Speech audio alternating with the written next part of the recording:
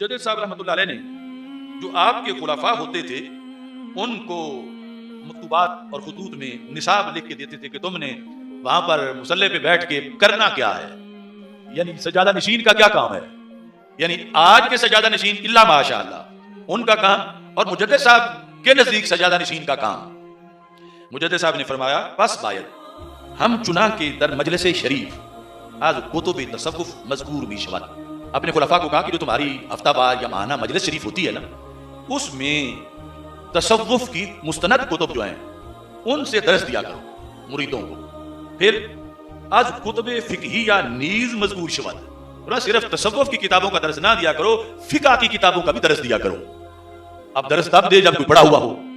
فقہ کی کتابوں کا بھی درس دیا کرو۔ اور فرمایا اس زمانے میں چونکہ فارسی رائج تھی برے صغیر میں، فرمایا کتب فقہیہ یعنی 4 صدیوں پہلے، وہ کتب فقہیہ و عبارات فارسی بسیار کہ فارسی زبان میں فقہ کی کتابیں لکھی ہوئی کافی ملتی ہیں، تو تم وہ پڑھ کے لوگوں کو سنایا کرو، مثل مجموعہ خانی و عمدۃ الاسلام و کنز فارسی، یہ جو کنز و دقائق آپ بھی درس نظامی کے نصاب میں شامل ہیں، اس میں جو کہ فارسی میں بھی یہ ہے، فرمایا ان کا بھی درس دیا کرو کہ تمہارے مریدوں کو پتہ چلے نماز کیسے پڑھنی ہے، روزہ کیسے رکھنا ہے، حلال کیا ہے، حرام کیا ہے۔ یعنی یہ مقصد ہے پیری مریدی کا کہ تم ان کو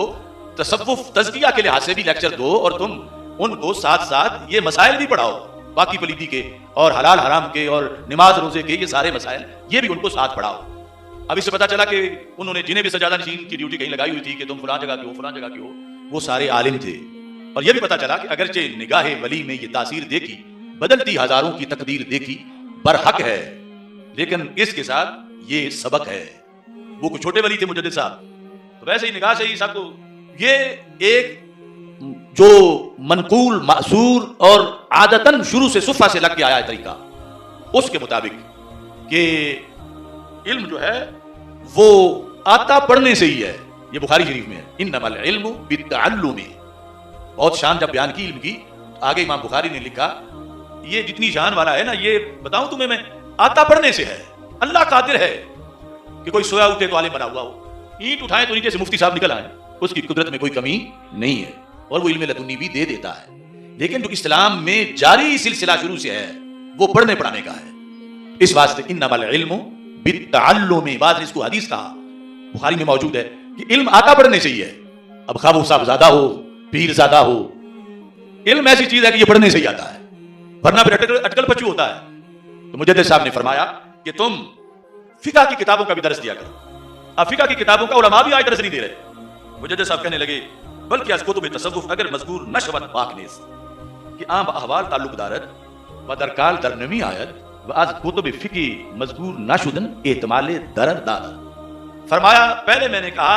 تصوف کی کتابوں کا درس دو اور فقہ کی کتابوں کا درس دو جو میرے معین کردہ صوفی ہو۔ میں کہتا ہوں اگر تصوف کی کتابوں کا درس نہ بھی دو تو کوئی بات نہیں،